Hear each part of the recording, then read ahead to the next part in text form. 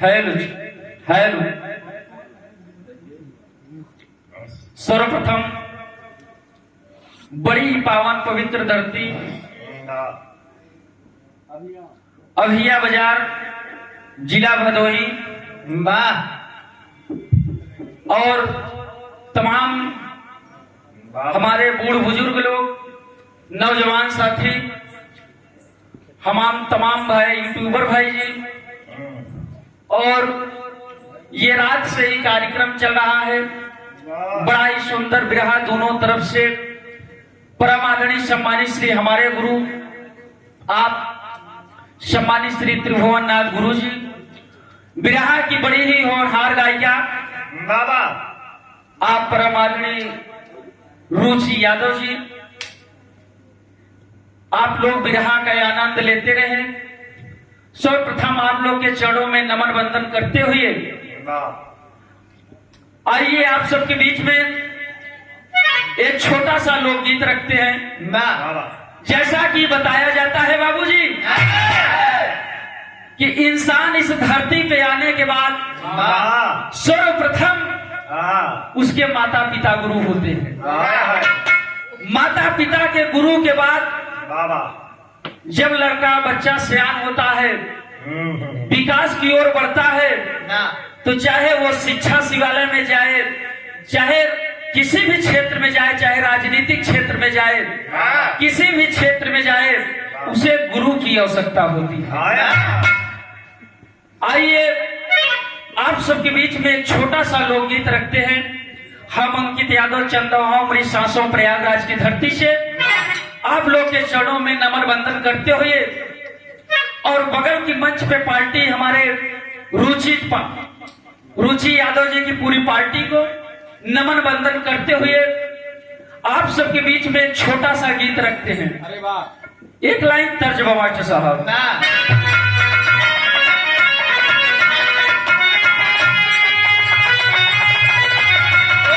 क्या बात है, वही तर्जमा मास्टर साहब।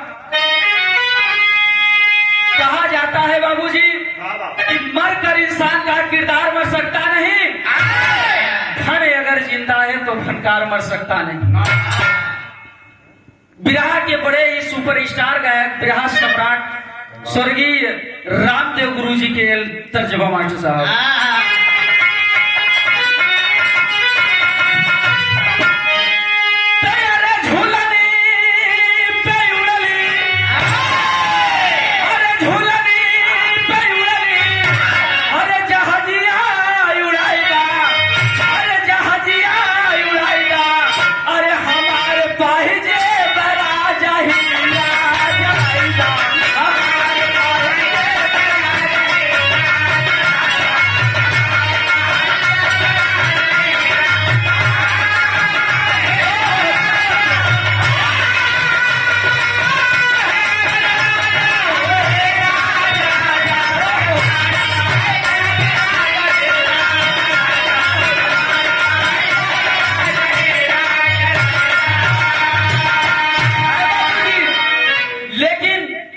इंसान जब गुरु बनाता है, कहा जाता है बाबूजी कि किसी भी मोड़ पर आप जाएंगे तो आपकी गुरु की आवश्यकता पड़ेगी, चाहे कोई भी क्षेत्र हो।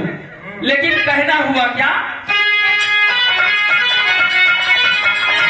तो गुरु से ऊंचा नहीं कौन हो, तो गुरु से ऊंचा नहीं कौन हो, अरे बाय स्थान में तबाह हो गुरु की महिमा गाओ बेदवा, अरे पुराण में तबाह हो गुरु की।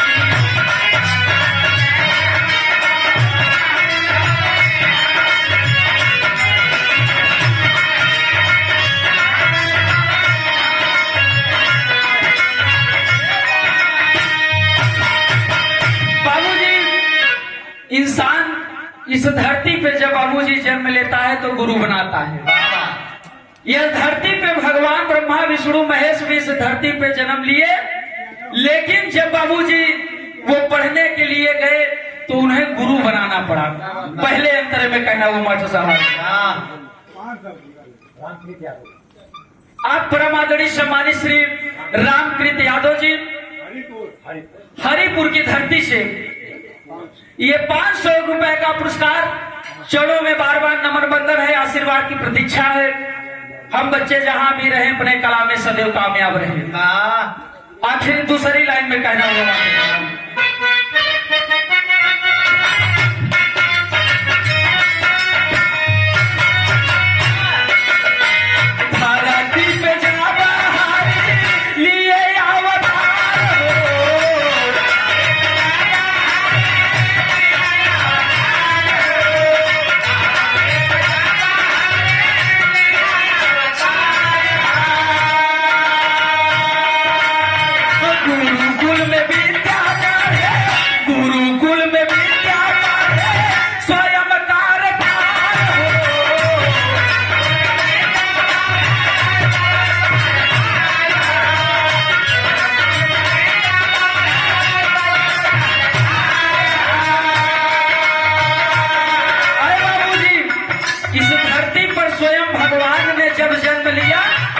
तो जाकर के बाबूजी संदीपनी गुरुकुल में जाकर के ज्ञान ध्यान लिए और विद्या पढ़ी।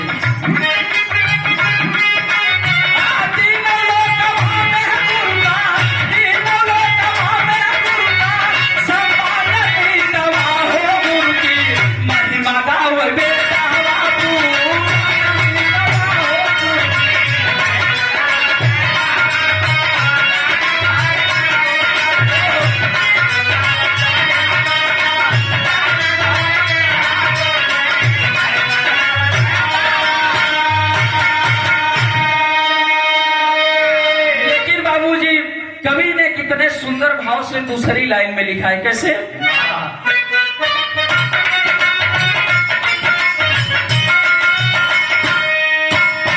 गुरु ही है ब्रह्मा विष्णु, गुरु ही महेश,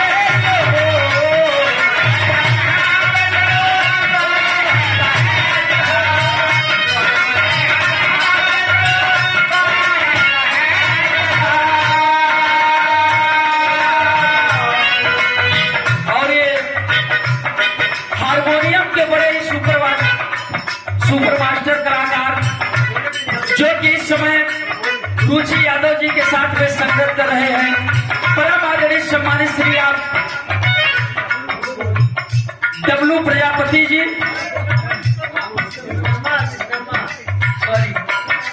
डब्लू विश्वकर्मा जी, ये 51 रुपए का पुरस्कार, चरणों में बार बार नमन बंदन है, आशीर्वाद की प्रतीक्षा है। धरती पे जाबे लिए अवतार हो,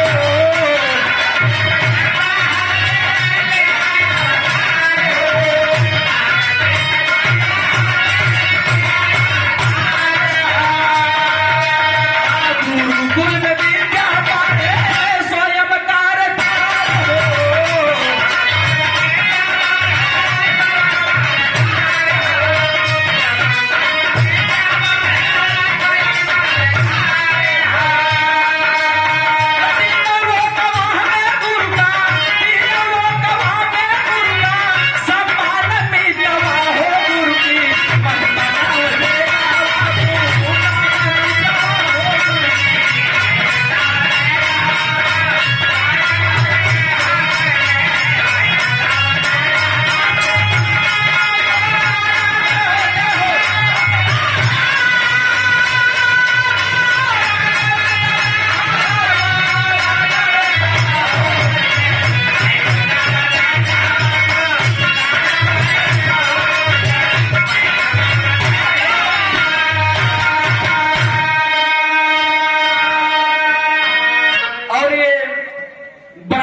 सम्मान, प्यार, दुलार, आशीर्वाद मिलता है।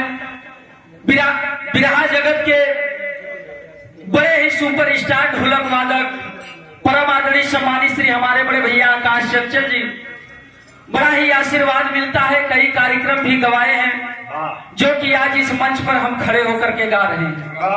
हमारे डॉक्टर साहब, आप परम आदरणीय सम्मानित श्री महीम चंद्र जी और आकाश भैया जी के देख रेख में हम कई गीत, कई प्रोग्राम गाए हैं।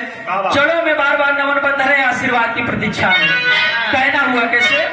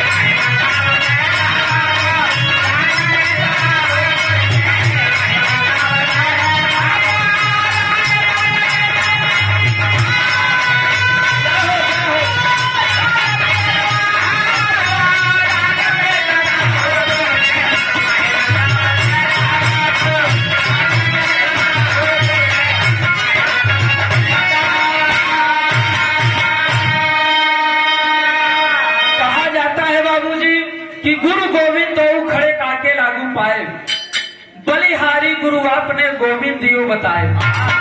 गुरु और बाबूजी भगवान बाबा अगर साथ में खड़े हो तो सबसे पहले इंसान का फर्ज है, चेले का फर्ज है कि अपने गुरु का वो पैर छुए, इसलिए कि गुरु ही बताता है ये भगवान है, गुरु ही मार्गदर्शन करता है। तो तीसरी लाइन में कहना हुआ मास्टर साहब,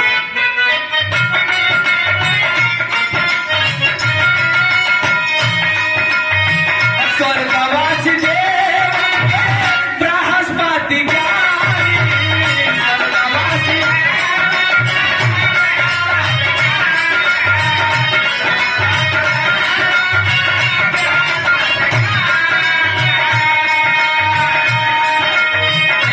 सूरन के गुरु सुता चार जगदारी,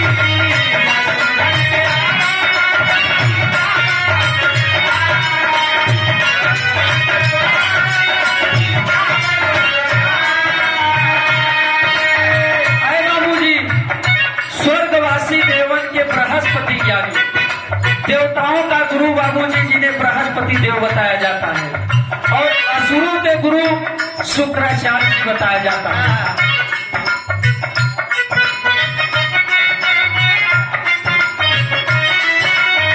स्वर्गवासी देवन के बृहस्पति ज्ञानी,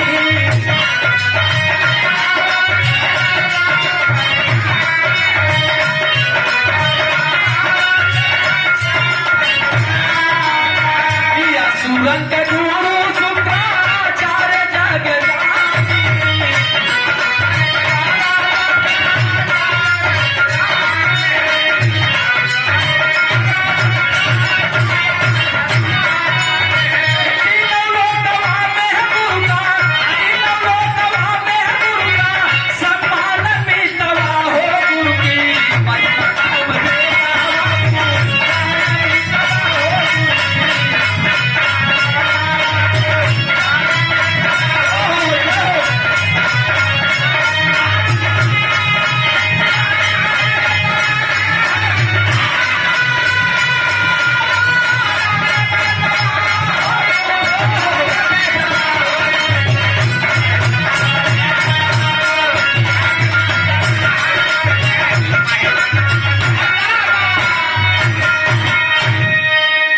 आखिरी लाइन में गुरु घराने का छाप है।